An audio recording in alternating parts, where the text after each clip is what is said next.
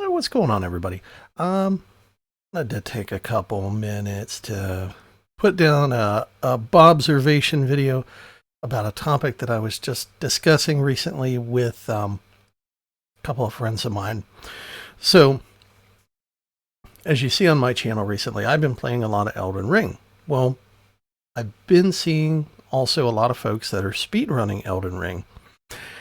And that got me thinking about how a lot of times speedrunners, they find glitches and other things to like beat the game. Like, I think the fastest Elden Ring time that I've seen is they beat it in something like 8 minutes. It's probably less by now. I haven't looked in a few days. So they go into the game and they find whatever they can to skip whole portions of the game and basically trigger the end credits to run. To me, that's not a speed run, because I thought about one very sort of important detail. Okay, good example, Sonic 2 on the Genesis. If you want to submit a speed run for that, you have to play through the whole game. You have to start in Emerald Hill, you have to go all the way through Death Egg and beat Robotnik. You could do that as fast as you want. And I suppose there's probably little glitches and things that people might be able to do in between there, but you can't just enter the code for the stage select, go beat Robotnik, and then submit that as a speed run. That doesn't count. Those don't get accepted. So, in my opinion, and not just for Elden Ring, but I see this with a lot of speedruns. If you're going into the game and you're using a glitch to skip past whole portions of the game, you're really doing the same thing as entering the code. How you got to go into the menu in Sonic 2 and you have to enter the different numbers on the sound test in order to trigger the stage select. That's basically the same thing you're doing.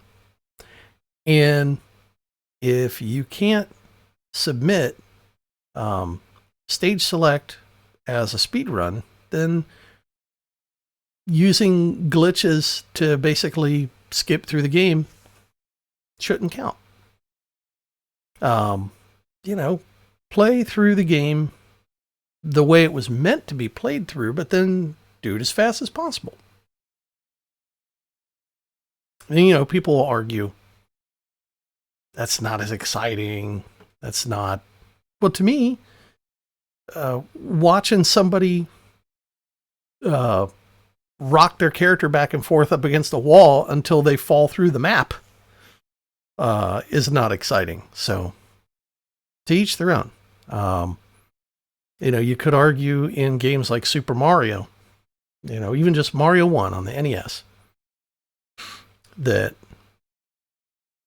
in that case, should you use warp zones? In that game's case, I would say that you could, because that's part of the level design of the game. You're not entering a code or anything to be able to get through it. You're not using a glitch to be able to get through it. It's just part of the level design of the game. Warps are built into Super Mario. So that's a bit of a different story.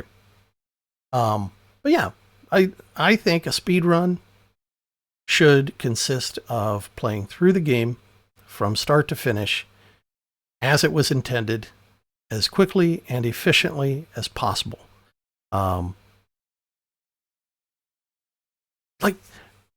What's actually a good example is Breath of the Wild. Okay.